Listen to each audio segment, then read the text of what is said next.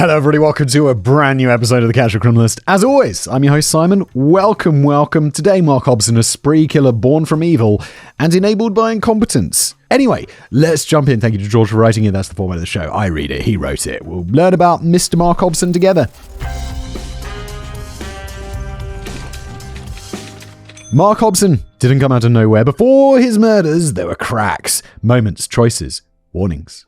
But nobody looked too closely. Nobody wanted to believe what was right in front of them. And then in the span of a single week, 4 people were dead. You've probably never heard his name. Nope. And if you're from North Yorkshire, that's where my nan was from. That's not just odd, it's downright eerie. I mean, she would definitely not have heard of him because, well, she's dead. Because thanks to Hobson, for one horrifying week in the summer of 2004. Oh, she was alive in 2004, for sure. She was probably a little bit crazy by that point, though. 2004? Maybe? I don't know. I joke because it's so sad. My poor nan lost her mind. She just had that full-on dementia. It was miserable. So let's just move on before I get all sad about that. Spring is here. It's raining outside. I mean, I don't know if it is. Shit, it's actually raining outside like right now. I kind of was just saying that. It's kind of just what I wrote for this. But it is raining. It is spring. And I'm not going to get my feet wet as I go out to the car because I'll have my Vessies on. Vessies, these are the Stormburst high tops, by the way. They also make a low top version and, I don't know, dozens of other versions of shoes and jackets and gloves and... Gloves? Pretty sure I have some Vessi gloves. If I don't, Vessi, I'm really sorry. If you don't sell gloves, shit.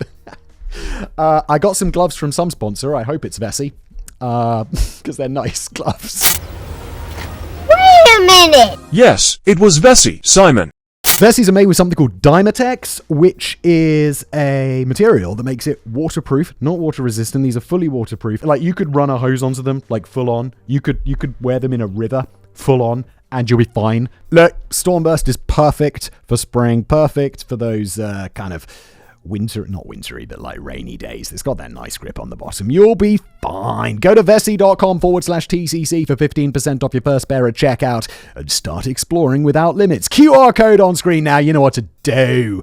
And now back to today's episode. The county, otherwise a rural and idyllic Garden of Eden, became the backdrop to one of the most brutal and senseless killing sprees in modern British history. This isn't just the story of a spree killer. It's a story about failure, of systems, of people, of justice. And it's a story about evil not just lurking in the shadows, but being welcomed in through the front door and standing beside you, smiling.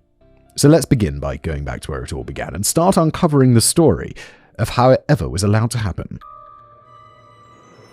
Chapter 1. Early life and background.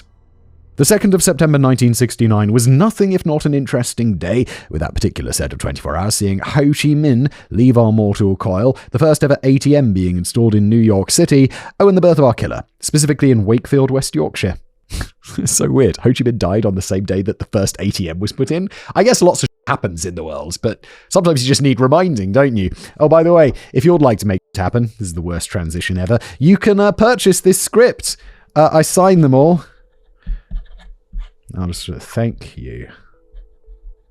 So I'll write a little note on them, I sign them, you can pick them up at the merch store. They're for sale. One of a kind, screen used. Lovely stuff. Oh! Also, look what I'm wearing. It's the old Sparky shirt. This is new on the merch store. What do you think? It's, you know, talking about my love of electric chairs. Boom. I mean, not my love of electric chairs, my love of bad people getting electrocuted in electric chairs. Yes. And get this, he was actually raised in a perfectly wholesome, loving, and complete family. And for once, unlike basically every other bio that I've ever written for this channel, I actually mean it this time. He legit came from a really nice family. The working class done good where mum and dad both worked decent blue-collar jobs and they landed and thrived through hard graft, got on the housing ladder at the right time and built up some nice equity. Bold, underlined, italic, nice equity as a result, and had pension pots that they never missed a chance to top up. All of that good stuff. We'd call it the British dream. A solid Americans like American dream. Getting rich, starting a business, buying a big house. British dream, owning a house. Any house. Having a pension so we don't have to live off the state pension when we get old. Which is really little. As for specifics, however, his father, who I shall not be naming, was a coal miner by trade. eventually climbing the ladder up to more rather digging the hole down to becoming the colliery manager. And I don't know if you know anything about the golden age of British mining, but that was a bloody good job to have at the time. I had no idea. My great-grandfather, my nan who was from Yorkshire, her father was a coal miner at some point. I don't think he was a coal miner his whole life, but he was a coal miner for a time. I think I'm getting the black lung, Bob. Similarly, his mum was a machinist, another proper job. She'd start a night shift with a pile of steel billets, and by clocking off time, she'd have turned them into a stack of many useful things, and have been handsomely compensated for it too. This feels so historic, like mining and manufacturing in the UK. Now it's like, oh, what do we do? Like banking and There's no mining. There's probably some manufacturing. There's definitely no mining, right? No one's mining in the UK. In fact, the only real speed bump at all I can find in Mark's childhood was when, as all of you clued up on recent British history no doubt saw coming, his dad lost his job down in the mine. But even that turned out to be a blessing in disguise for young Mark, because it meant he got to move to the single greatest patch of grass on God's green earth. The one he created on the seventh day, when he realized his ever so nearly perfect creation need a little cherry on top of it. I speak, of course, of Yorkshire, and not just any Yorkshire, but North Yorkshire, a county whose insurmountable perfection is a matter of objectivity. So verdant are its rolling meadows, so pleasing are its rows of quaint sandstone cottages, and so humble are its people.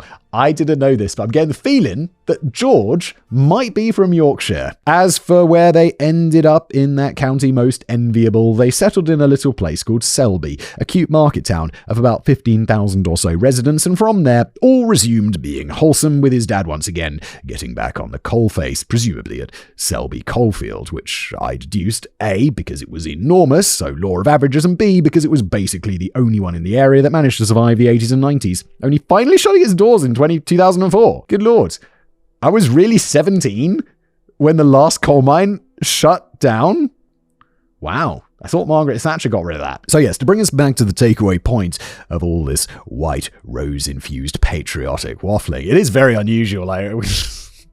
British people are not typically very patriotic. George, though, standing up for us all. Mark, in stark contrast to the norm here on this show, actually had a really good childhood, so good in fact that supposedly there wasn't a single hint towards his future wickedness during his formative years, with the word angelic even being thrown around to describe him, and an old classmate of his recalling that he had a sweet innocent face, as well as a generally well-behaved and agreeable demeanour. Given the fact that he does some horrible is he like one of these pure psychopaths, like the born psychopaths? He's not made, he's not cooked, he was just born this way. And apparently he got really good at hiding it real early. Or maybe he's just one of these kids who gets hit on the head with a swing and turns into a psycho. These sentiments were shared by his teachers too, who remembered him as a perfectly agreeable young chap, so agreeable in fact that he disappeared into the crowd, unremarkable and thoroughly unnoteworthy. Or as one of his teachers put it, don't get me wrong, he was no brain of Britain, but he was so average and ordinary that he was almost anonymous. Would teachers really remember him? I'm assuming that this happens decades after he's left school, or a long time after he's left school. And if you're just like the average kid who is just like, if I went back to school and I asked my teachers, yo, remember me? I'd expect them to say no, because I was just an average kid. He's only a boy, huh? All continued to be normal when Hobson reached the age of 18. He finished his education and he entered the big, wide, adult world, with him becoming both a husband and a stepfather 4 years later, when he took up with a childhood sweetheart, whom happened to have 2 children from a previous relationship. That same year, and this is where things start to get really weird for me, folks, he found not just stable work, but handsomely rewarded work, as he landed a spot on Drax Power Station's apprenticeship scheme.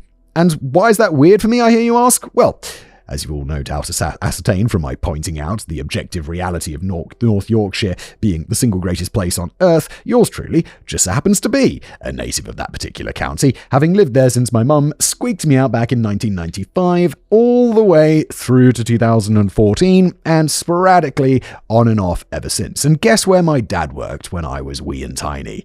Yes, Drax bloody Power Station. No way! I guess it must be a really big employer or something. Oh, that's quite a coincidence.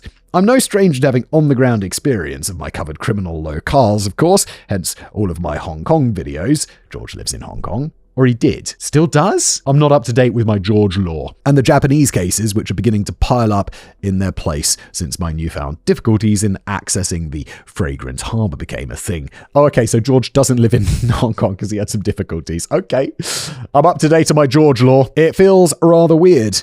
I can tell you that for naught. Shame I didn't cover this case a few years earlier too, because if I had, we'd be able to ask my dad about Hobson and see if he ever brushed shoulders with him. But alas, on account of his being dead now, we're going to have to struggle on that front. Oh, I'm sorry, George. You're younger than me and your father's died. I'm sorry. That's young, I assume, unless he was a lot older than your mum. Don't know what I'm talking about this. Sorry, George. Moving on. Chapter 2, The Descent. All continued to be normal for Hobson all the way through to 1999, with his wife later describing him as a perfect husband during that time. But then, on New Year's Day, and completely without any prior warning or indication, he walked out on his family, filing for divorce when the pertinent bureaucrats returned to work the following day. Whoa. Naturally, this completely sideswiped his wife, who, even with years' worth of reflection on that day, legitimately couldn't even find a single tell that it was coming. In trying to make sense of it all she could say was he just didn't want to be married anymore. It was bizarre.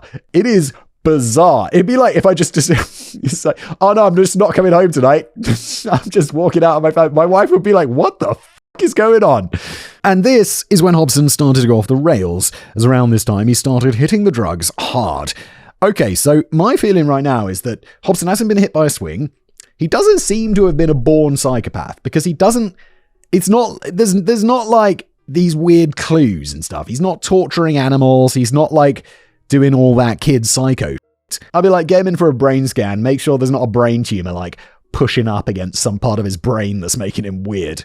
Like, if I just became suddenly crazy, I'd really hope that someone would take me in for a brain scan and they'd be like, oh yeah, we got to take that out because that is making you crazy. And I'd be like, okay, great, thanks, take it out because I don't like being a psycho. Booze and the Devil's Lettuce were his go-to, and he went to them a lot with his now ex-wife, later recalling that he turned to pot and drinking heavily. He got out of his face. He became like a zombie. His life just went completely off the rails. Bro needs a brain scan. For real. If he's had no problem with drugs and alcohol and just suddenly takes them up for no reason, something's medically up. No? As you would be right to suspect from such a rapid 180 in his personality, the impetus was trauma, with local reporting from the time claiming that the death of his father was the traumatic matter in question. Oh, okay. Well, I didn't know his father had died. And when George said trauma, I assumed he'd been in a car accident or something. This really doesn't feel like the sort of trauma response. This feels like brain trauma response. From there, down the slippery slope into criminality he went. The job at Drax fell by the wayside soon enough, and he tried to stay afloat by becoming a nightclub bouncer, still having an active license thanks to a brief stint done before he got into the world of power stationing, as well as a bin man, which, it has to be said, is actually a good trade to fall into in the UK, being reasonably well compensated, and usually coming with all manner of generous workplace pension schemes and the like. I used to know a bin man, and he was like, yeah, I just really like riding around on the back of the truck. And I'm like, fair play to you, mate. He's just like, yeah, I just enjoy it. I just like getting up early in the morning, being outside, doing some manual work. And I'm like, all right. He's just a smart dude. And he just liked being a bin man. I'm like, cool. You do you, dude. I don't know why I'm saying this. There's nothing wrong with being a bin man, obviously. But, well, also, George also felt the need to, because I don't know, do we on... I don't know, this feels very snobby, but George, who is like not snobby at all, is also like saying, you know, making an excuse for this. Not an excuse. God, I'm digging a hole, aren't I? It's not what I mean. Everyone's going to be a sus. I mean, you're such a douchebag. I'm not trying to be, I promise. I just am. These two, however, ended up going to pot, pun intended, as his drug dependencies only ended up going from bad to worse. To give an idea of just how bad it was at this point, snippets of the court records that snuck out into the public domain over the years revealed that he could be happily necking 20 pints a day by this stage, and that's before we get to the matter of the doobie. Oh, he also started using heroin around this time too. Something has gone wrong with him. Something's gone wrong with his brain. This is all reflected in quotes his many former colleagues gave to the media, with a particularly notable one coming from his bouncer boss, who found himself speaking to the media after Hobson did something that put him under the public spotlight, which we will get to soon enough, and was not the 4 murders that are the focus of today's episode. Quoting him, "All I could say is that at first he was sound, a really nice lad. But then once his wife left him, he really changed." Wait. He left his wife? I've seen him kicking around town since then, and he lost a lot of weight and got into drink and drugs. Bro, sorry, I know I've interrupted this guy's like 3-line quote twice. How are you losing weight when you're drinking 20 pints a day? That's a lot of calories, my dude. He was hanging around with wrong'uns. We all knew that. Now, obviously, there's an inconsistency there, as Hobson was in fact the one who bailed on his marriage, not his wife, but I chalk that up to him wanting to save face and not being entirely honest with his new acquaintances. And with that quote done and dusted, that means we can focus our attention on that thing he did, which would be to stab someone, which he did in July 2002 in broad daylight 5 times. The man in question was one of his former colleagues from Drax Power Station, and what sparked it was Hobson having relations with his girlfriends. However, it didn't go down as you might initially think from that, as according to the Yorkshire Post at least, the stabbing didn't escalate from Hobson being confronted, but from him seeing the man in the street and having a knife on him anyway, a totally normal and not weird thing to be carrying, then just going up to confront his victim, and after running his mouth off for a time, stabbing him 5 times. Something is wrong with this dude. Am I the only one who thinks, like, his dad dying is not enough trauma to cause this sort of insanity? He's gone from, like, a loving, caring husband with a solid job to being unemployed, addicted to drugs, addicted to heroin, and stabbing someone in the street. Wait, did he have an affair? And what sparked it was Hobson having... Oh, so he had an affair with this dude's girlfriend, and then he stabs him? This guy's not right. The victim lived, just, as Hobson managed to puncture one of his lungs during his frenzied attack. Well, yes, what's going to happen when you stab someone 5 times? He was arrested that very same day, a swiftness not hurt by the fact that normally there is actually so little crime in North Yorkshire that its coppers are often sent over to the desolate wasteland that is West Yorkshire so that they actually have something to do.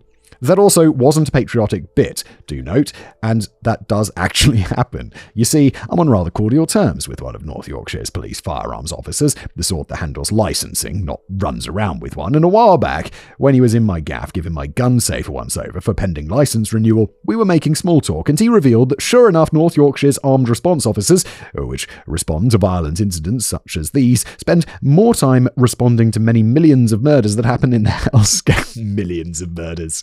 The hellscape that the West Yorkshire city of Leeds is every day than they ever do responding to violent incidents in God's own county. Supposedly, they even built their depot right on the county border in the town of Tadcaster with that in mind. The more you know. Sorry, I'll pronounce it the northern way. Tadcaster. Tadcaster. As for the matter at hand, however, that being what happened to Hobson after the chiseled-jawed chaps and chapettes of the North Yorkshire police force chinned him and checked him into the back of a panda van. Oh my God, the slang, George! Well, he really found himself at the mercy of the British state judiciary, didn't he? Which is famous for really coming down on crims like a ton of bricks and not being at all staffed by a bunch of goons who practically get sticky knickers at the prospect of giving a violent thug a break. I don't like that. Sticky knickers? George. And so the courts granted him bail, which of course he immediately skipped on. He attempted murder! Why are you giving him bail? What the This isn't America going around for 9 months before the police managed to track him down again. Surely though, I hear you all shouting chorus, said goons of the courts would have learned their lesson by now and be under no delusions of the fact that Hobson was a wrong'un of the highest caliber and so needed to be given a kick up the arse so great that their boot went all the way up and came out of his mouth. Well, that depends on whether or not you count 100 hours of community service as a punt in the posterior, because that's what he got. Bro, he stabbed someone 5 times and they almost died. And it wasn't random. He had motive. And he gets 100 hours of community service? So like 2 weeks work? What's happening? I said, hold up. Wait a minute. Something ain't right. And I don't know about you, but I don't think that's enough. Oh wait, no, hang on, it turns out I'm the idiot, because the judge presiding over his case, whose name I sadly wasn't able to track down, pointed out that Hobson posed a low risk because it had actually been an issue of excessive self-defense. How? He stabbed him 5 times. Yes, you heard me right, folks. It turns out that approaching a man in the street and then stabbing him 5 times is no biggie. I don't know about you all, but it could come down that line that the victim was getting lippy after Hobson approached him, maybe even swinging for him, something I highly doubt, incidentally, as it would have been mentioned by the press, and it still would not justify stabbing him even once. Never mind 4 more times after that. In fact, I'm going to go even further and say that whoever was presiding over that case has blood on their hands. While sure, I think anyone would have struggled to predict the fact that he was going to go on a killing spree. I don't know. He stabbed someone 5 times and he's become completely loony deranged. I think he could cause trouble, and I don't think that's just because I know that he is going to. You can't just give someone 100 community hours of community 100 hours of community service for stabbing someone 5 times. But it was still blatantly obvious that Hobson was absolutely out of control by that point and presented a very real threat to the public. And he was just allowed to de facto walk free. What the actual was wrong with that judge, allegedly? And that, sadly, brings us to the point of the story, where the killing started. Chapter 3. The First Victim. Claire Sanderson was 25 when she first met Hobson in late 2002, and a little under 2 years later, she'd be dead by his hand. Unfortunately, there isn't much information about her that has been publicly released, but from what I was able to piece together from period reporting, it becomes apparent that if nothing else, she was a gentle soul, one abounded with care and compassion for her fellow human beings. She was actually Hobson's partner too, the pair having met during one of the fleeting times they actually managed to hold down some work, and they'd taken up together sometime in 2003, their initial spark being formed around a mutual appreciation for Tracy Chapman. Wait, the singer? Okay. For a time too, it appears as though Hobson managed to keep a lid on his inner wickedness in order to get his claws into her, as by April 2004, Claire's parents had helped them secure a flat together in Campbellsforth, a village of 1,500 people just 5 miles west of Selby, something that they said flatly they would never have done had it appeared that their daughter was courting even just a bit of a knob, never mind a full-blown demon like he, unbeknownst to her, was. Yeah, okay, so this also makes me think there's something going on like physically with his brain, because he was normal, then he lost his mind, and then he has these periods of normality, right? Which feels very ill. Shortly after that, however, with the house secured for himself, Hobson lost all reason he had for maintaining his mask of civility, and so it fell off, and the abuse began. And obviously, all domestic abuse is nothing short of reprehensible, and soon may your soul burn in eternity if you're the sort who subjects your nearest and dearest to any such barbarism. But that was what was inflicted on Claire. Well, it's up there with the worst that might happen, put it that way. I was inclined not to give details because, as ever, I'm averse to the risk of my work ever descending into the territory of gore glamorization, but alas, in this instance, I want you all to be able to fully empathize with exactly what poor Claire had to endure, so I feel it's important that I mention it. With that in mind, I shall handle the matter expediently and matter-of-factly, via way of a bullet point list of incidents on domestic violence that was later reported to the press by Claire's neighbours. And here it is. I don't like the fact that it was later reported to the press by Claire's neighbours. I'd rather that sentence be, it was reported to the police by Claire's neighbours, like present tense. Standing on Claire's chest while holding a 12-inch kitchen knife to her neck, punching her in the face repeatedly while pinning her down by the neck. An extended incident where he poured bleach onto Claire, dragged her by the hair, and hit her with a wine bottle. Pushing Claire down a flight of stairs, attempting to strike her with a dumbbell. Mercifully, this one stopped, thanks to intervention by a neighbour. How is a dude who attempted murder and then doing this, and a neighbour's getting involved, how is he still free? See what I mean? Unpleasant and frankly disrespectful as it feels to have to relay that information to you. Some stuff you just need to hear. No, and George put it in a bullet point list, and I think, I don't know, haven't said it in a while, but I like the fact that this show is like CSI, not Saw. We're not a gore fest. I don't like that in true crime. I don't want that to be why people listen to this show. But this is context. This is important context. And I feel that in the bullet point list, it's just, here are the facts. Which is exactly what I want. Thank you, George. And having heard that, no doubt some of you were wondering, where were the police in all of this? Certainly it's a question I had myself. And as far as I can tell, but do take it with a pinch of salt as it's not something my sources overly dwell on, but they did not get involved. As for why they didn't, that's a matter that's even harder to get to the bottom of, as my sources just flatly do not mention it at all, period.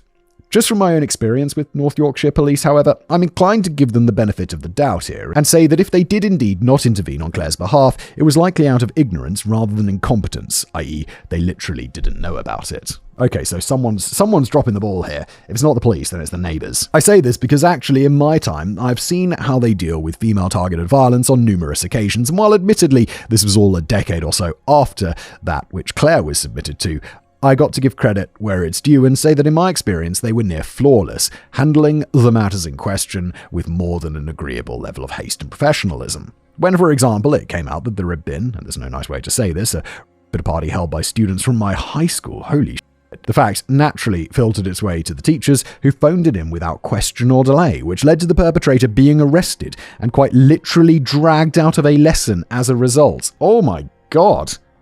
That's so intense. Bear in mind too, this came out months after the wicked event in question.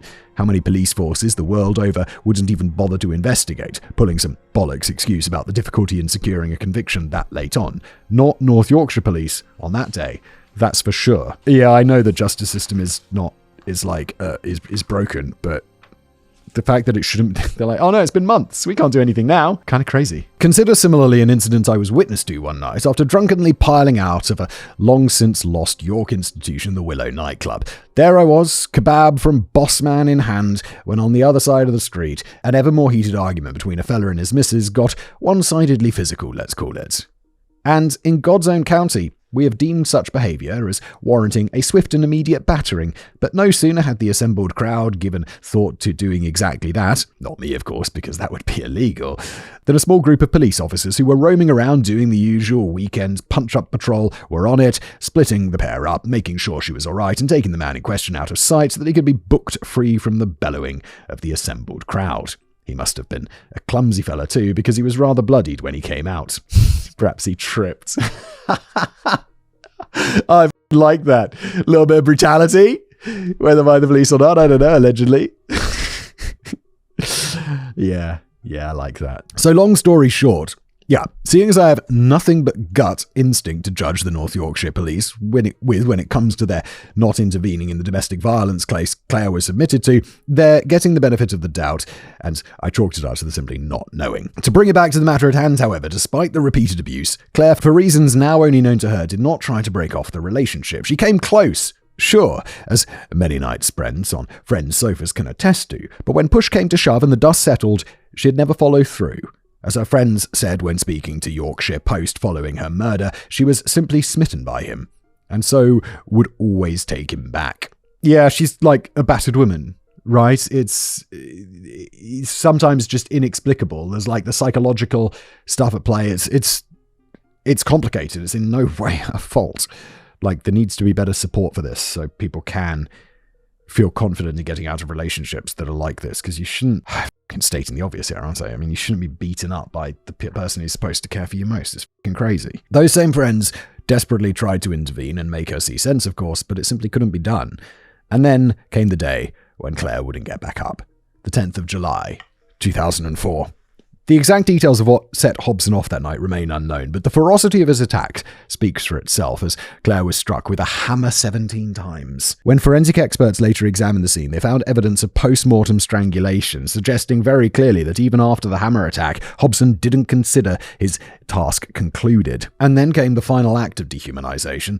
Claire's body was wrapped up in bin bags, and a plastic bag was placed over her head. He then set about cleaning the crime scene as best he could, using bleach to wipe down the blood and mask the overwhelming stench of death. According to the officers who would later discover the scene, he was not exactly what you'd call successful in this task. And then, in what is perhaps the most unsettling detail of all, Hobson made no attempt to flee, and nor did he attempt to dispose of Claire's remains. Instead, for a full week, he left her in the flat and went about his daily routine as if nothing had happened at all. There also may be more to the story than first appears here, not that we'll ever be able to confirm it at this point. You see, while Claire was murdered on the 10th of July, which we know due to the fact being confirmed later by forensic pathologists, she actually had not been seen by anyone besides Hobson since all the way back on the 2nd, as discovered by The Independent when they investigated the case. No matter how you cut it, this only hints at wickedness being subjected to her, because for all the turmoil and suffering in her romantic life, she still had a wider life otherwise, and one that she tried to live to its fullest in spite of it all. She had a job, she had friends, she had a family, she had hobbies, etc., all of which gave her need and reason to be out of the house, being seen by people. So yeah, the fact that she hadn't been seen since the 2nd, pretty bad sign. Was she being held against her will? Could it even have been voluntary somehow? An analysis of the gut obviously leads us to assume the former, and our guts, regrettably, are all we have to go on in this matter. What we do know, however, thanks to the aforementioned forensic pathologists, is that there were no signs of recent sexual activity on Claire, so we can at least rule out that abhorrent interpretation of events. Further still, because she did have so many platonic relationships in her life, her absence was indeed both spotted and investigated. And that tragically brings us to Hobson's second victim. The second victim. This was Diane Sanderson, and yes, as many of you are no doubt speculating, she was Claire's relative, specifically her sister. As what we know about her, again, not all that much to be honest. She, like Claire, was 27 at the time of her murder, a similarity in age explained by their being twins. The pair were also stereotypically close, having a connection not just as family, but also friends that can only be described as inseparability. As a result, it was also Diane who was the first to twig that Claire had found herself entwined with a monster. We don't know the specifics of exactly how she found out, but we do know that she was naturally enraged by the discovery and dedicated every possible effort to trying to get Claire the hell out of there, the insurmountability of the task not once dissuading or deterring her. And while we might not know that much about her, that fact alone is all the testimony we need to her character, that of a caring and compassionate woman, and someone who looked out for others and prioritized those nearest and dearest to her above all else. Certainly, she was clearly missed too, with her partner saying the following at her funeral, as reported by the Northern Echo, quote, "Diane, my brown-eyed girl, miss you more than anyone can imagine. Love you. See you every night. Love, Ian."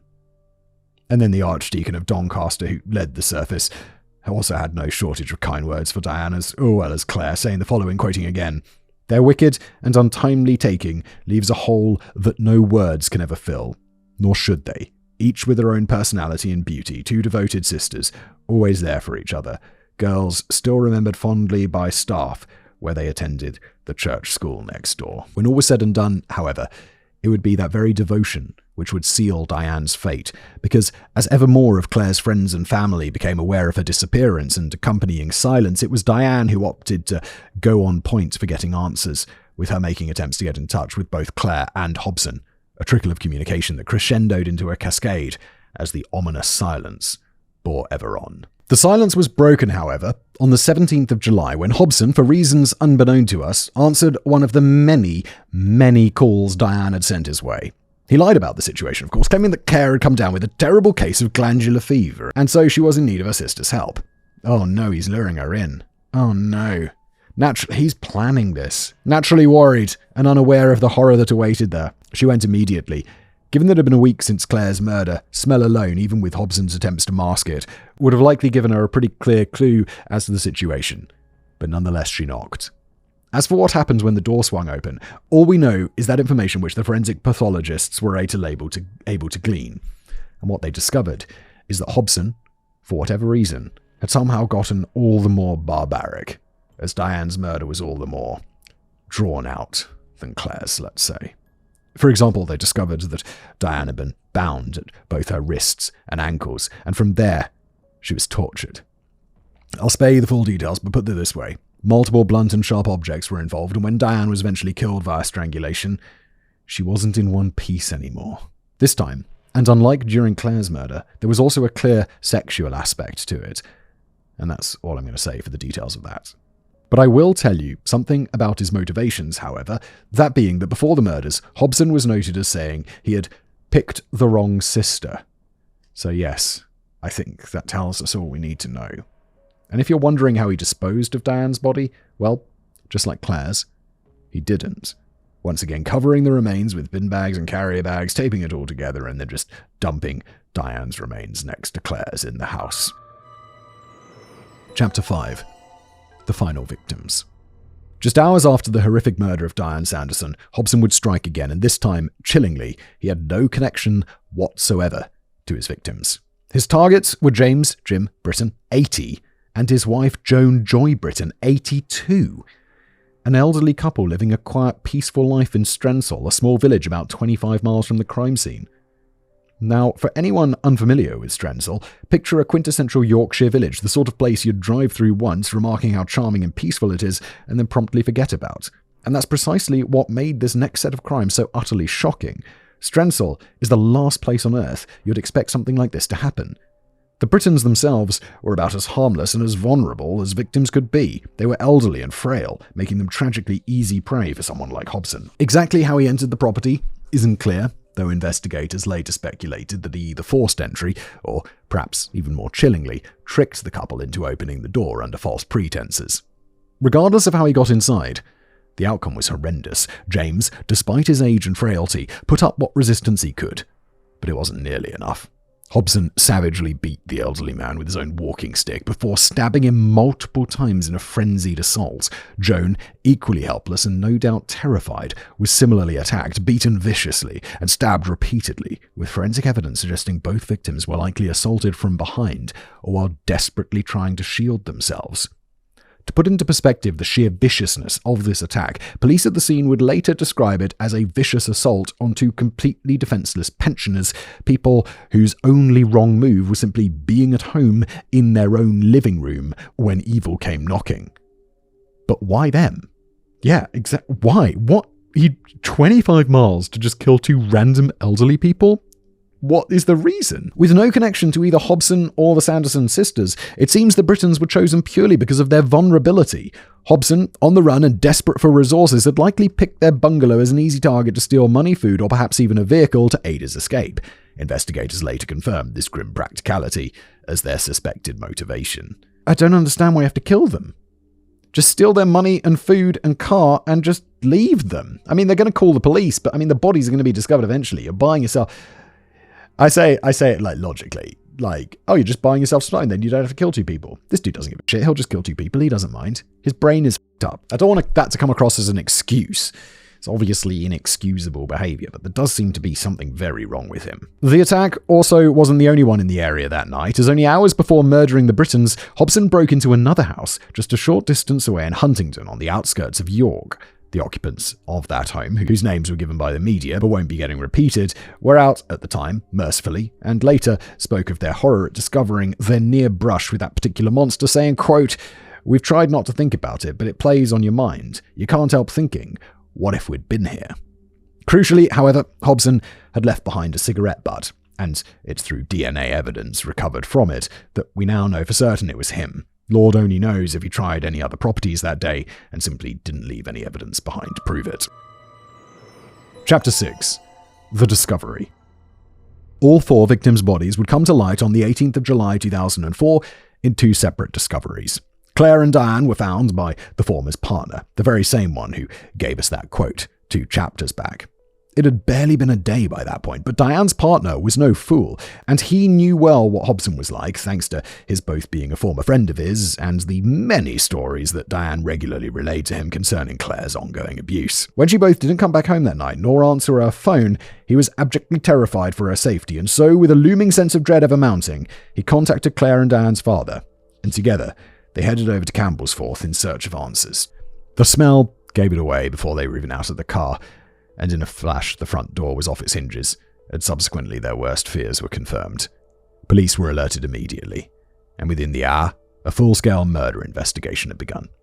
As for James and Joan, they were discovered thanks to the astuteness of their immediate neighbours, because despite their frailty, they were a pair which was anything but reclusive, with James regularly being spotted, slowly pounding Strenzel's concrete, bound for the newsagents where he bought his daily paper, or at the very least, being out in his garden, tending to the topiary.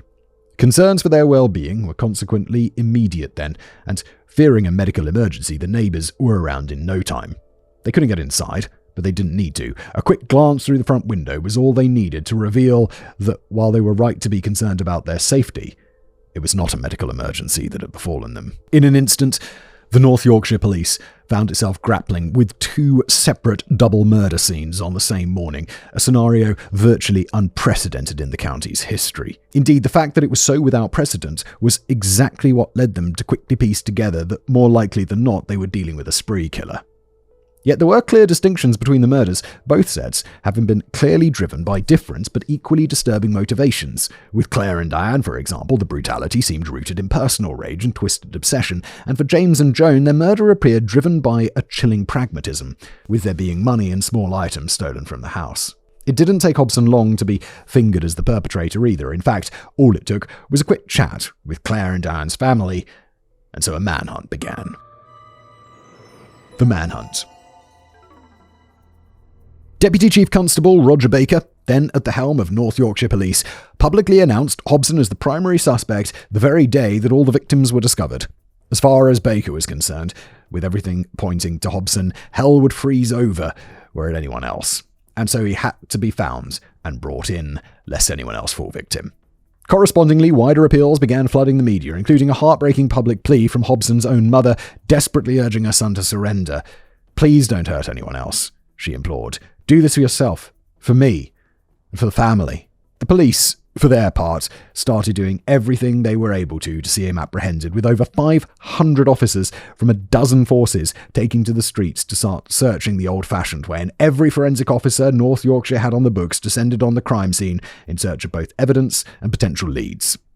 There was no shortage of both to be found too, particularly in Hobson's own flat.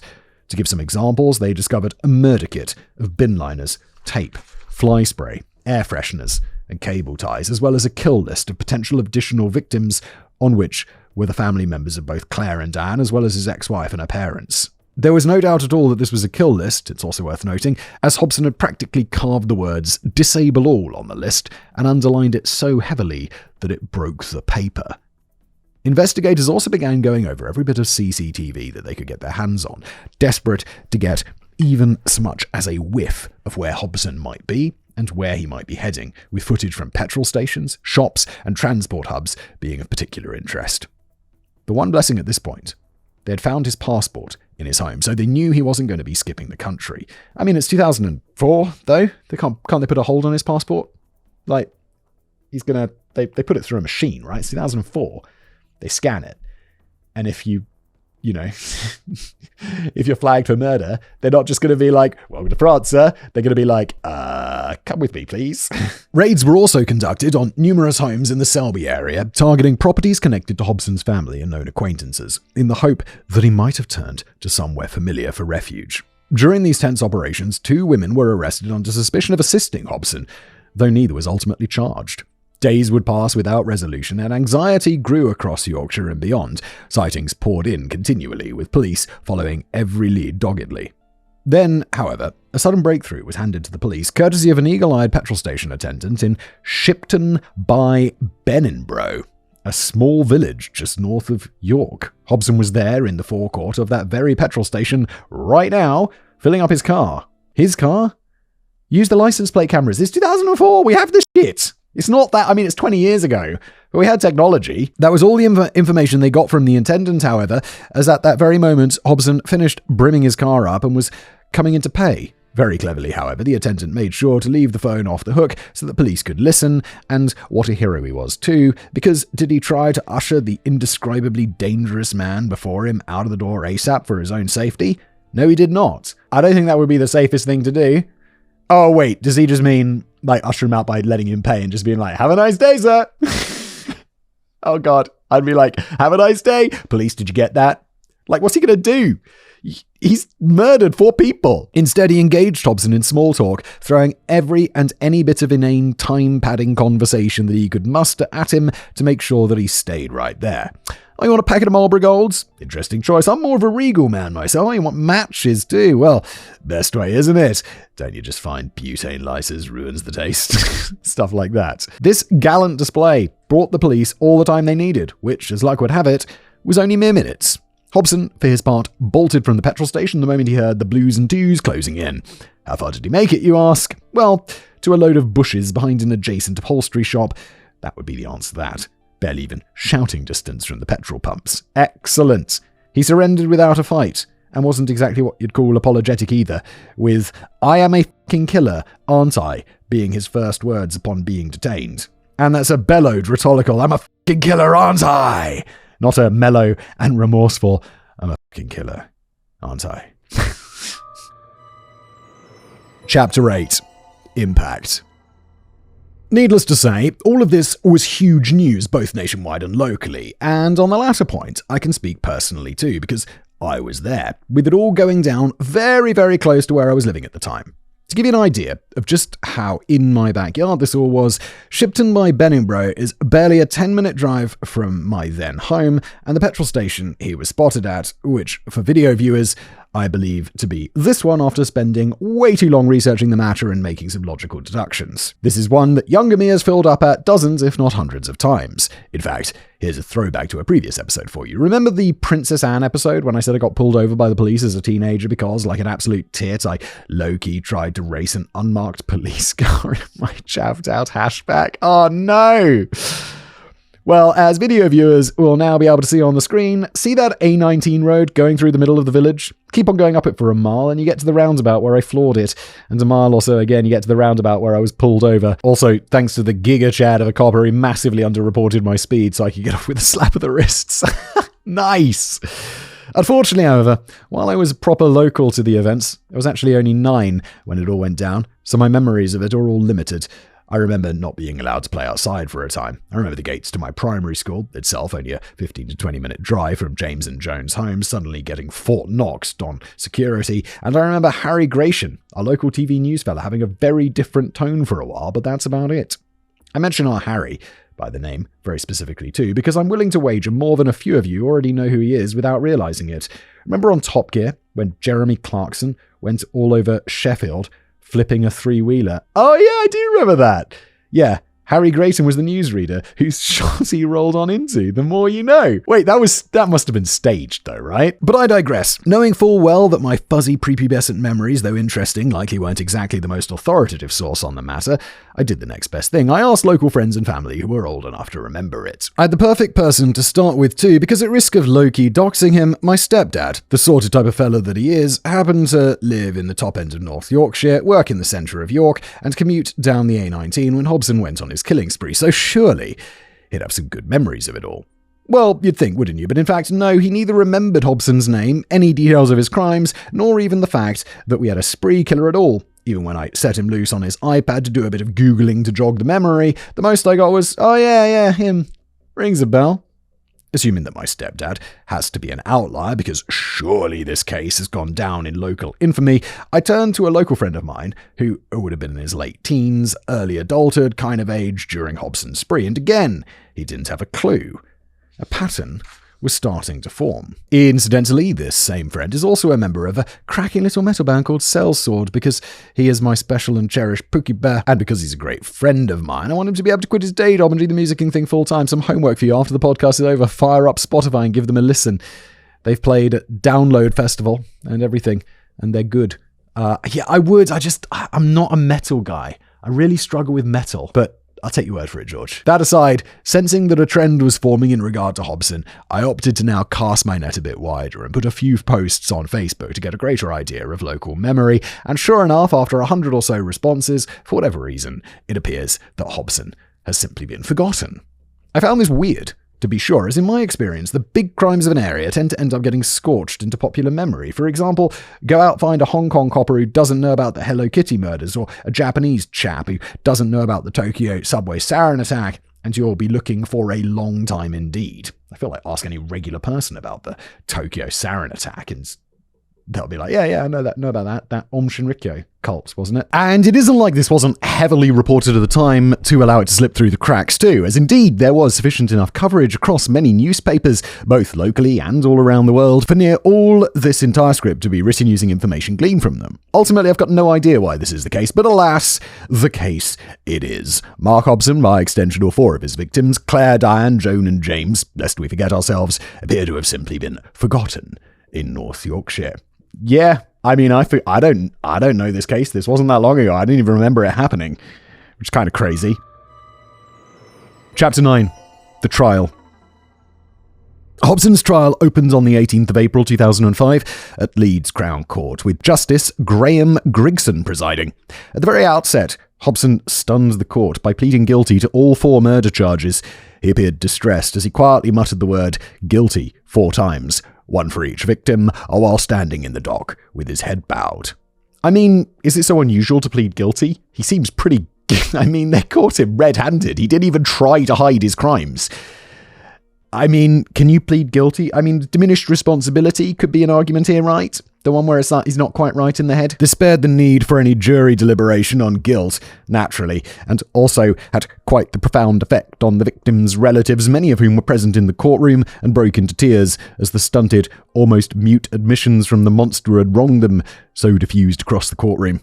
And with guilt having been established by Hobson's plea, the trial shifted gear, with the matter at hand now not being a long-winded fight for truth and responsibility as many had assumed it would be, but a more straightforward task of simply laying out the understood reality of Hobson's crimes, so Grigson could decide upon a sentence while in full command of the facts. I think this case would probably be better remembered and, all around if this had been a drawn-out trial. I think by pleading guilty, it limited the press coverage of this. And so off Queen's Counsel Paul Worsley, the lead prosecutor, went, presenting a chronological narrative of Hobson's crimes and the evidence gathered. His opening statement described the circumstances of the murders as both horrific and chilling, and then he began telling the story in much the same way as I have presented it to you today.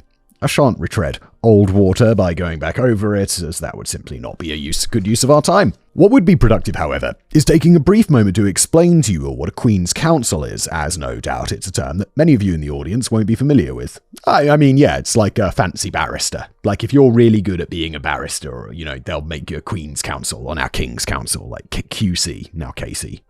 Put simply, they're very, very good lawyers, with Queen's Counsel being a formal legal title and weird British Harry Potterism that just means a lawyer who has become sufficiently talented and prestigious to be personally endorsed by the monarch. Naturally, this switches around to King's Counsel when a fella's sat on the golden chair with the previous monarch's endorsements being grandfathered in. It would kind of suck if you were a QC, the Queen dies, and you're like, oh no!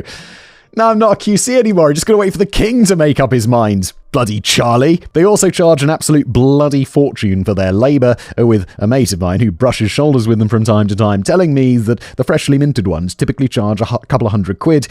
I assume that's per hour, which isn't that bad, to be honest, for like a lawyer. And the top of their game, creme de la creme ones, charge around the £1,000 mark, and those figures are per hour. I know that George is supposed to be shocking me with this, but as someone who's worked with lawyers, lawyers expensive, dude.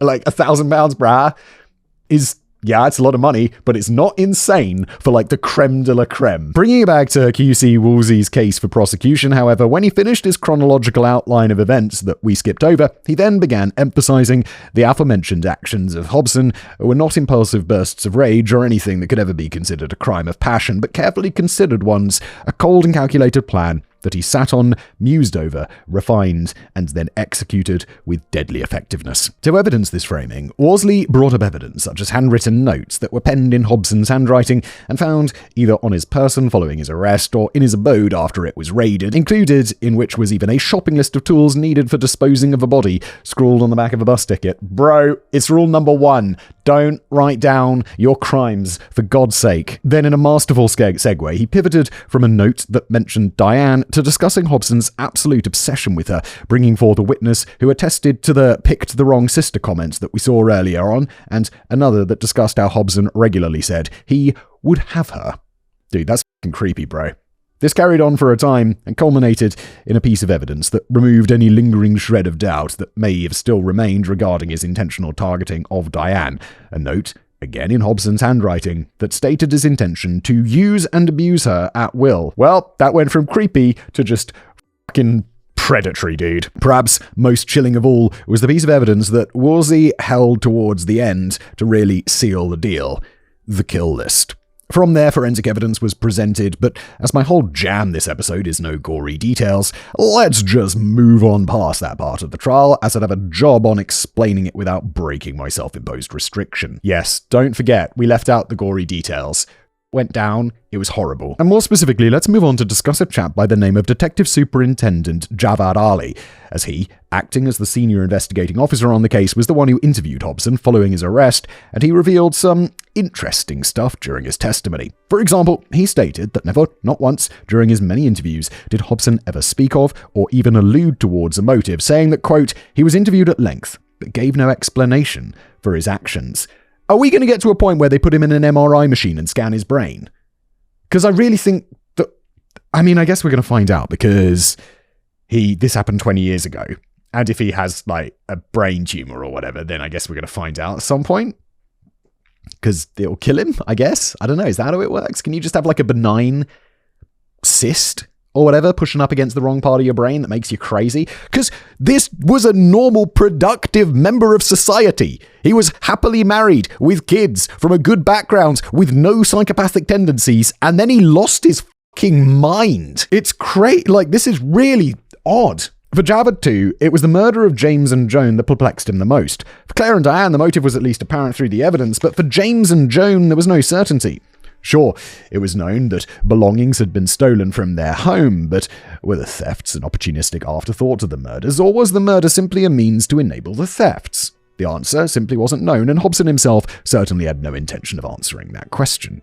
And frankly, unless, we want this video to have another one of my multi-thousand word long JSTOR strip mind psychoanalysis chapters, which only ever brings us an informed guesstimate anyway, there's no point us overly dwelling on it either. The motivation behind the wicked act, so beyond the scope of rational or reasonable human behavior as it was, will just have to escape us today. Now, before we stray too far from the tracks that lead to Sentencing Town, let's get back into the main narrative of the trial with the defense arguments that were heard sometime after Javert had presented his testimony. Because Hobson pleaded guilty, his defense team did not attempt to deny or refute the gruesome evidence. No, they're just going to come up with an excuse why he has to spend less time in prison. Instead, their role shifted to providing context, explaining, though not excusing, Hobson's behavior, and urging the court to consider mitigating factors when deciding his sentence. Thus, the psychological and personal background of Hobson came under examination. I mean, he murdered 4 people. Brutally. Or 2 of them brutally. He's getting a whole life sentence, no? We already know what was presented. It was all the drug abuse and bereavement stuff that we covered earlier in this episode, so once again, we won't retread old water. The court ordered a psychiatric evaluation of Hobson.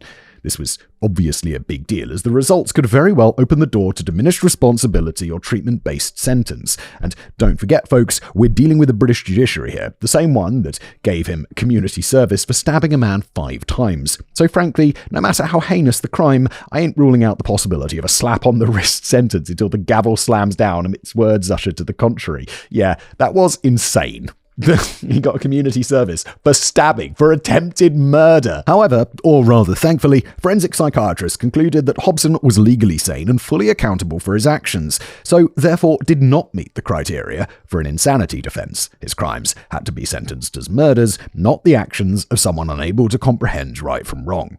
With that done, Hobson's defense team returned to their original plan, mitigating factors, stressing that he had ultimately confessed to the murders at the first real opportunity, sparing the victims' families the pain of a protracted trial. I mean, sure, that was good.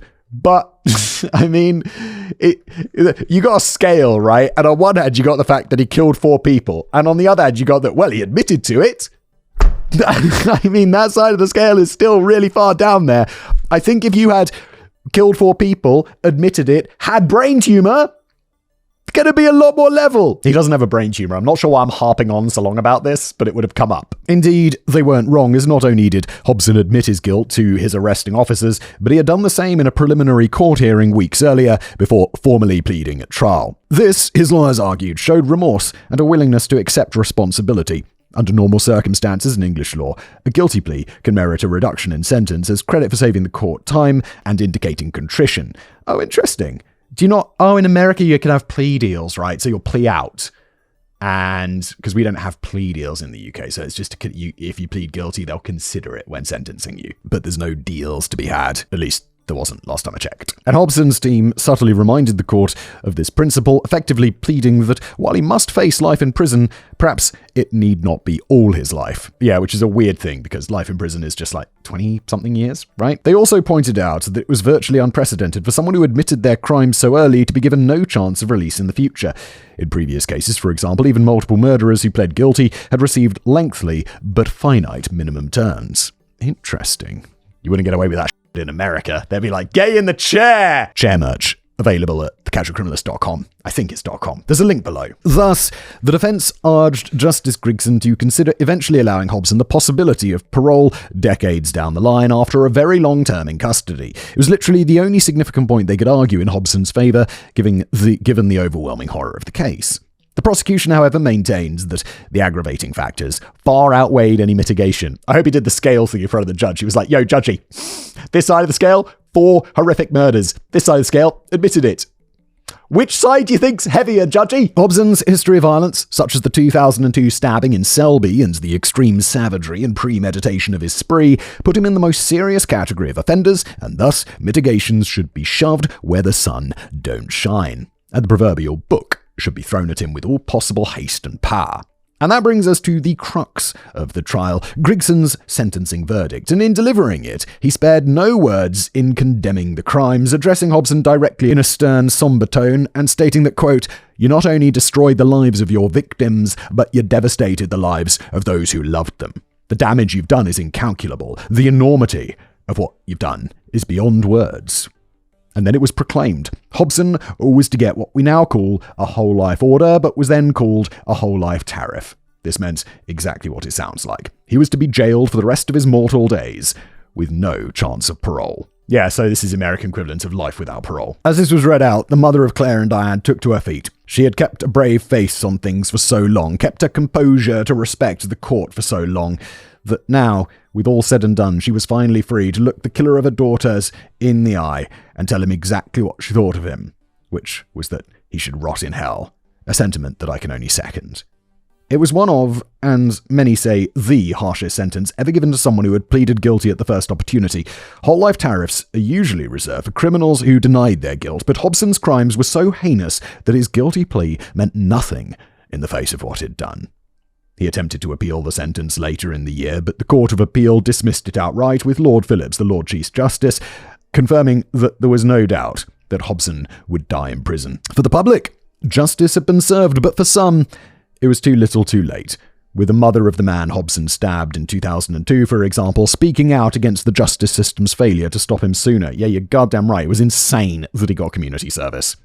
The stabbing, which had punctured a man's lung, should have resulted in prison time, as far as she saw it, and instead he'd been given 100 hours of community service and let go. Yeah, I think stabbing someone and puncturing their lung, stabbing them 5 times, I think you'd be insane to say that that doesn't deserve prison time, unless there's like the most incredible mitigating factors ever. Which there weren't. And to really drive the point home, she also drew attention to the fact that he had skipped bail for 9 months before sentencing, yet was still let off with a slap on the wrist. In her own words, quote, "A prison term for Hobson stabbing my son might have saved 4 victims' lives." The public backlash was also intense. Newspapers ran headline after headline questioning how someone with a history of violence, drug abuse, and domestic assaults had been able to roam free. Domestic violence charities pointed to Claire Sanderson's cases as yet another example of the system failing abused women. And frankly, add me to that list too. As many long-term fans have likely twigged by now, I'm quite the patriotic sort of chap, holding this separate isle of ours in quite the high regard. And one of the many things us Britannia enjoyers treasure about this nation is our supposedly very deep and long-lived dedication to justice, or more, rather, the fair and right application thereof. This case, if you'll pardon me dipping in eloquence for a moment, folks, but what the actual was this? To be fully honest, right in this very moment, it makes me ashamed to be British. We have the gall, the damned temerity to consider ourselves as a legally sophisticated and advanced nation, the inheritors of the Roman legal tradition, even according to some commentators, and yet, like this happens on our soil. It's nuts. Every single person responsible for Hobson's ridiculous slap on the wrist back in 2003, as far as I'm concerned, has the blood of 4 on their hands, and I hope they struggle to even look at themselves in the mirror.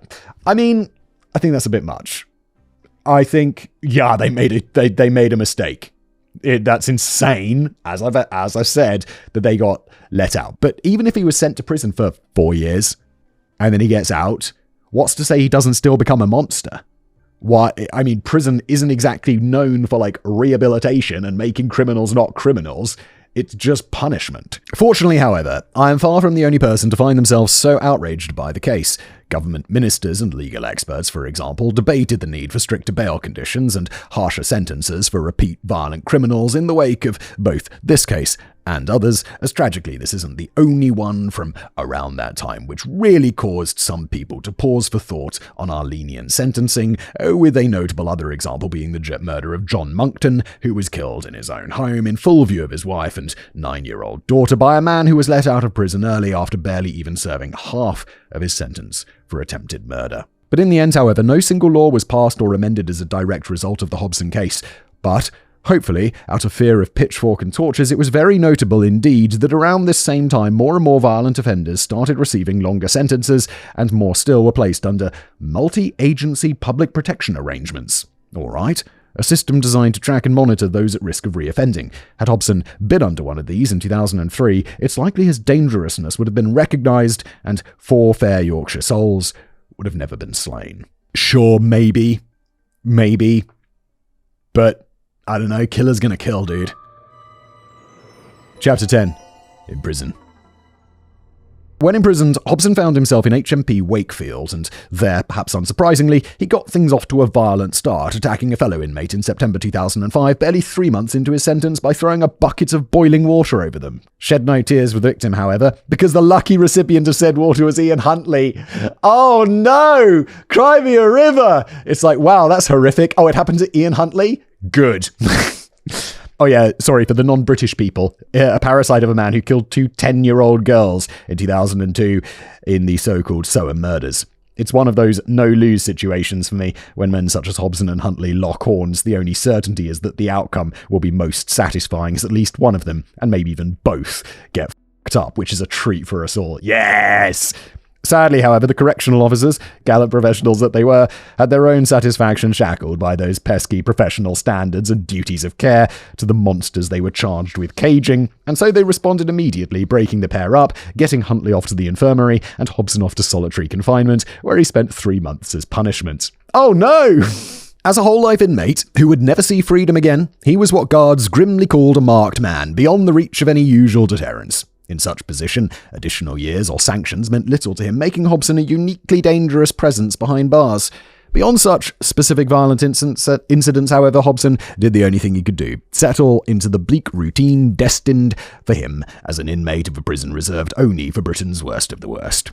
You say, Wakefield isn't just any Category A prison, which in itself would mark it out as being reserved solely for the most vile types of prisoners that our precious stone set in Silversea can spawn, your unapologetic multiple murderers, your mega-nonces, things like that. No, instead, the Category A prison, the one they send the written-off cases and no hopers to when, to be real, the state has all but given up on them, either due to the length of their sentence or their evident irreformability, and it is obvious that the only thing to be done is simply cage and contain them. Yeah, look, if you're in prison with Ian Huntley, you know you've been a very naughty boy. As a result, the atmosphere is naturally tense within, and the prisoners' regimes heavily controlled, with them being kept under strict schedules that limit contact with other inmates to prevent conflicts.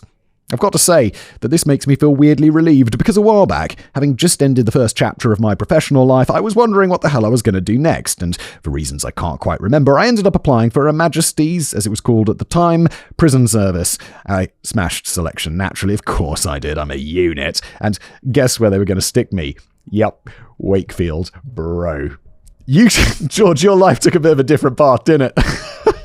George could be a prison officer in Wakefield, hanging out with Ian Huntley and making sure he doesn't get burns.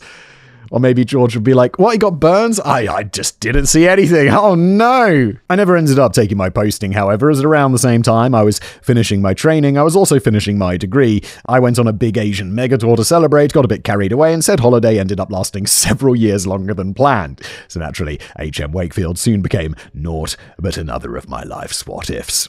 And frankly, I am not mad about that. I never actually stepped foot in Wakefield mines, with the practical aspect of my training instead taking place at HM Manchester, another Category A place on the other side of the pennies. Said practical aspect, however, was so and demoralizing, and these Hobson-related stories so horrific that, like I said, I'm not mad. And speaking of Hobson, back to the story. In late 2005, he would lodge an appeal against his unprecedented whole-life tariff. He argued that because he pleaded guilty at the earliest opportunity, he should receive some measure of leniency. He wasn't without precedent for trying this angle too, because, don't forget, his was the first ever whole-life tariff imposed on someone who had pleaded guilty. This appeal reached the Court of Appeal in London, but there, Hobson found no sympathy, with Lord Chief Justice Nick Phillips dismissing Hobson's plea and upholding the whole-life tariff. As far as he was concerned, the sheer horror and sadism of the crime spoke for themselves, and frankly, given that Justice Phillips is an old boy and public support for the death penalty in the UK has always been, particularly for his generation, surprisingly high, I reckon I could hazard a good guess about what he thought should happen to Hobson when the wig came off and the public door was closed. A few years later, a fresh ray of hope would emerge for Hobson, though, as in 2013, the European Court of Human Rights in Strasbourg delivered a controversial ruling regarding Britain's whole-life sentences, as they were now called. They determined that sentencing someone to life with absolutely no chance of review or parole, in other words, telling a prisoner they'll die behind bars no matter what, could constitute inhuman or degrading punishment under human rights law. I'd say it's inhuman or degrading punishment for everyone else to have these people out in society, to be honest. Like, some things are beyond forgiveness, with the judges voting 16-1 in the I direction. Wow. This bombshell decision, sparked by appeals from 3 other UK lifers, including Jeremy Bamber, a notorious family murderer, suddenly suggested that men like Mark Hobson might one day get a chance to argue for their freedom.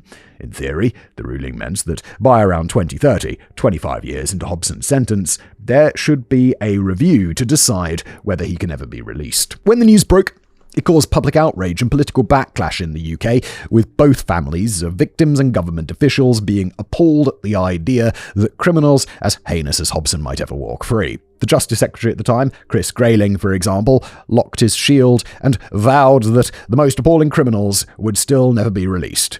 The opinion of Strasbourg be damned. Yeah, no, I'm with you on this one. I think whole life order should be a thing. In reality, however, the rules did change, and now the theoretical right to review does indeed exist on paper. Yeah, I mean, you can complain about it all you want, but at the time, because the UK was part of the EU, European law had supremacy. However, I stress the word theoretical because, having had a quick blast through Google Scholar to try and get to the bottom of what this change actually means, in reality, the bar to pass said review seems to be insurmountably high. Excellent. In essence, the state blagged it. Yeah, we totally did that thing you were nagging us to do. I mean, look, we passed the law. It's got the name of what you wanted on top, so chill, it's all good. But, didn't really do very much. Consequently, both Hobson and the 70-ish of his fellow prisoners, also on whole life sentences, did not see a single material change as a result of the ruling, and he remains in Wakefield to this very day, with many long years of well-deserved purgatorial nothingness still ahead of him. I wish we gave him a brain scan. Like, I guess he doesn't have a tumor or whatever, because he'd be dead. But what happened? It's just like he snapped, and he went mad. And he's not mad. He committed horrible crimes, and he deserves to be in prison forever. But it's interesting. And so we reach the end of today's episode, but before we wind things down, it is essential to turn our focus back to the victims, the 4 beloved individuals whose lives today's monster so cruelly snuffed out in July 2004. They're not just names in a court record. They were real people, with families and futures, all tragically cut short. Claire Sanderson and her twin sister, Diane Sanderson, were only 27 years old, 2 young women in the prime of their life. Claire was Hobson's girlfriend, and had once trusted him, a trust that he repaid with betrayal and brutality. Diane rushed to help her sister, and met the same horrendous fate. Their loss left a family utterly devastated, a mother without her daughters, children without their aunts, an entire community in shock. James Britton, 80, his wife Joan Britton, 82, were an elderly couple enjoying the dividends of life in a quiet village. They should have been safe in the sanctuary of their own home, but instead, they fell victim to a killer's senseless rage. These 4, Claire, Diane, James, and Joan, did nothing to deserve the horrors that found them, so it be on a note of their memory that we end today's episode. Dismembered appendices. As ever, folks, and in something I've just come to take as a given at this point, researching this case proved way more difficult than it rightly ought to have been due to the weird opacity of the state and how accordingly difficult reliable information is to come by as a result. Take the sentencing remarks as an example, which, thanks to the depths such things tend to go into, would have been an absolute treasure trove of information. They weren't freely available online, as they are in many nations. Now, make no mistake, some are, with the ones that are being published on the Court and Tribunal's Judiciary website. But it's not like an absolute thing, and they aren't all published as a matter of course, and Hobson's just happened to be one of the ones that wasn't. I have no idea why this is the case, and what the metric is that decides whether or not they get punished, but such is the hand we've been dealt for this case. Undeterred, and really wanted to get my hands on them, I did submit a Freedom of Information request to get them delivered to my inbox, but no joy, my request was denied. On what basis? I don't know what the basis could be for that denial. I'm very curious. Probably follow up with George about that in an email. And in a similar vein, just as I did when covering the Khalifa Ahmed case, I also found difficulties in contending with the absolute Byzantine bureaucracy used by British police forces. For example, I'm covering a Hong Kong case, a Japanese case, or say a case concerning a certain Northern East Asian nation, the script of which I'm intentionally holding so I can release it at the perfect time for my career aspirations. I just get in touch with the phone numbers and email addresses, which are perfectly easy to find, explain who I am and what the crack is, and all legally permissible information is duly and enthusiastically sent to my inbox, usually with a cute little note saying that they're looking forward to seeing the final show. Wasn't that nice? In the UK and Northern Ireland, however, oh no, my friends, like I say, Byzantine levels of bureaucracy. Instead, you find convoluted reams of word soup explaining the process. You don't understand any of it. You give up trying. You phone the force directly, who give you an email address that turns out to be a dead link, then spend a day trawling the 1,567 pages of Google to find an ancient article where they mention an appropriate-sounding email address that does work and returns an automated and up-to-date message that says words to the extent of, "Sound mate, sit tight for info," just for that not to happen, and then spend a week off and on the phone chasing it up to no avail before you sack it off and accept the fact that the police aren't helping you out with this one. Yeah, it's interesting, like that word salad and stuff. Now I think, I don't know, whenever I go on a like UK government website, they have this thing like plain English, where it's like, yeah, all of this has to be understandable by like dumb people, because it's like important government stuff that you need to know. And the reality is that some people are just not going to be able to understand it if it's a bit like wordy and complicated. And also they'll like obfuscate stuff on purpose, like probably George came across, because they don't want to be hassled. Still though, at least it's better than what I got covering Chaffelaire's case, where the police force in question put its hand out and demanded an unholy amount of silver in exchange for correspondence and information. The source situation only got worse too when I did my usual trawl of JSTOR, Google Scholar, and a few half-decent online book marketplaces to scoop up the quality information penned by people more intelligent than myself, because there's nothing about there for this case. Absolutely bugger all. So how did I manage to make 12,000 words out of a case whose Wikipedia article is barely 3 flicks of a mouse wheel long, I hear you ask? Well, as alluded to rather strongly in the main body of the script, the answer to that is newspapers. With little else to do, I put my £25 a month Find My Pass subscription to good use, got down to their very handy British newspaper archive section, and subsequently strip-mined it for any and every contemporary article that discussed Mark Hobson. All things considered, I'm pretty chuffed with the depth of information I was able to uncover this way. Yeah, it's really good. It was really in-depth, George. I'm impressed. I mean, it doesn't have your usual, like, the person on the police force said this, but honestly, that's like crazy above and beyond, which I appreciate.